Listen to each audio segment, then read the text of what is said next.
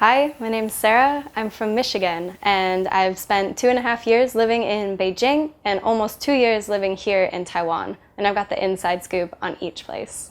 This video was brought to you by My Room Abroad. We not only help foreigners find apartments, but also Taiwanese who are looking for foreign roommates or short-term rentals. So first time I was in Beijing was 2009 to study abroad.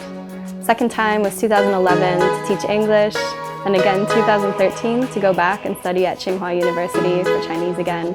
And then 2015 I was an intern at an HR company.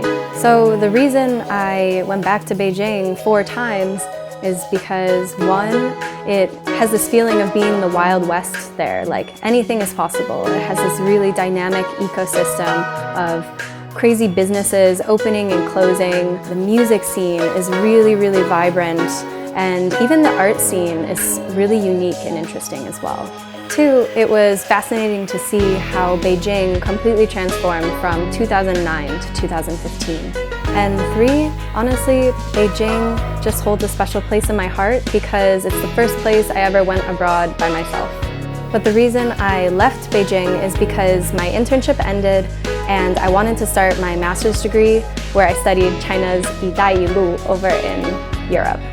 By the time I finished my master's degree, I realized that my Chinese had gotten really rusty, so I decided to look into programs in Beijing and find scholarships, but it's really competitive. A friend of mine who was in Taiwan before told me to check out his program, and that's when I found out that the Huayu Scholarship offers a stipend to study almost anywhere in Taiwan. And since I had visited Taipei before when I lived in Beijing, I decided to try out living life in the south where I heard things are pretty chill. After 9 months ended in Kaohsiung, I was debating between either starting my PhD or looking for a job, and I was considering moving back to China, but then I decided in the end to move to Taipei and stay in Taiwan because life as a foreigner here is just less complicated.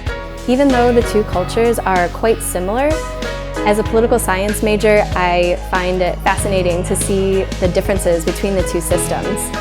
And this might not be a big deal to some people, but VPNs suck. It makes everything more complicated for me.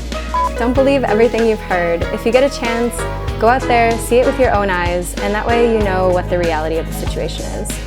Follow me on Instagram and see what I've seen. And don't forget to subscribe for more new videos.